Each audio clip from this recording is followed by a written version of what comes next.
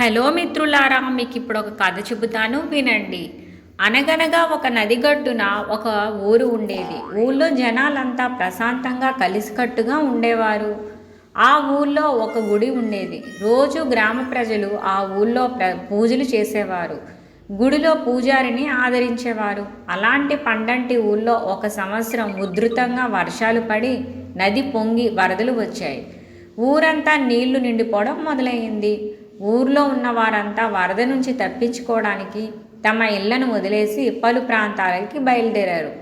అందులో ఒక పెద్ద మనిషి గుడివైపు పరిగెత్తుకుంటూ వచ్చి అందులోని పూజారి గారిని కూడా వారితో వచ్చేయమని ప్రాధేయపడ్డాడు. వరద నీళ్లు ఊళ్ళోకి వచ్చేసాయి. ఇంటి గడపల దాకా నీళ్లున్నాయి. పరిస్థితి ప్రమాదకరంగా ఉంది. మేమందరం ఊరు వదిలి వెళ్ళిపోతున్నాం. మీరు కూడా మాతో వచ్చేయండి అన్నారు. ఆ పూజారి ప్రశాంతంగా, నా గురించి దిగులు పడకండి, నేను నిత్యం సేవించే నా స్వామి నన్ను కాపాడుతాడు, మీరు వెళ్ళండి అన్నారు. ఈ మాట విని ఆ పెద్ద మనిషి వెళ్ళిపోయాడు. కొంతసేపటికి నీళ్లు నడుము దాకా వచ్చేశాయి.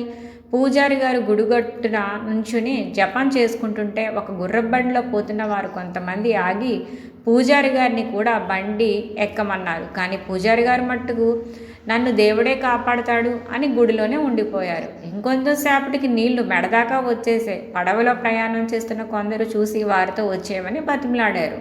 మీరు ఇంకా ఇక్కడే ఉన్నారా? ఇక్కడ ఉండడం చాలా ప్రమాదం. నీళ్లు చాలా వేగంగా వచ్చేస్తున్నాయి. మీరు మాతో రండి అన్నారు. కానీ వారితో కూడా పూజారి గారు, మీరు వెళ్ళండి, నన్ను దేవుడే కాపాడుతాడు అన్నారు. చలితో వణుకుతూ ఆ పూజారి ముక్కు దాకా నీళ్లు వచ్చేసరికి ఇంకా కంగారు పడ్డాడు. అతి త్వరలో గుడి మొత్తం నీళ్లు నిండిపోయాయి. పూజారి గారు దేవుడి ధ్యానం చేసుకుంటూనే గుడి గోపురం ఎక్కి కూర్చున్నారు. కొంతసేపటికి దిగులు మొదలైంది. ఎప్పటికీ వాన ఆగడం లేదు. చలిగా ఉంది. నీళ్లు ప్రవాహం ఎక్కడ ఆగేలా కనిపించడం లేదు. దేవుడా, నేను నీకు ఏం తక్కువ చేశాను? రోజు శ్రద్ధగా పూజలు చేశాను, నిన్నే నమ్ముకున్నాను, అయినా నన్ను కాపాడడానికి రావేంటి అని దేవుడితో ఫిర్యాదు చేసుకోవడం మొదలుపెట్టాడు. దేవుడు ప్రత్యక్షమయ్యాడు. మూర్ఖుడా, నీకు మనిషిని పంపించాను, బండిని పంపించాను, పడవని పంపించాను. నువ్వే రాకుండా ఇక్కడ తిష్ట వేశావు. నువ్వు నన్ను గుర్తుపట్టకపోతే అది నా తప్ప అని మందలించి మాయమైపోయాడు. పూజారికి వెంటనే జ్ఞానోదయం కలిగింది. చేసిన పొరపాటు గ్రహించి క్షమాపణ కోరాడు. కొంతసేపటికి మరో పడవలో కొంతమంది కనిపించారు. పూజారి గారు, మీరు ఇంకా ఇక్కడే ఉన్నారని తెలిసింది, మాతో రండి, ఇక్కడ ఉండడం మంచిది కాదు అన్నారు.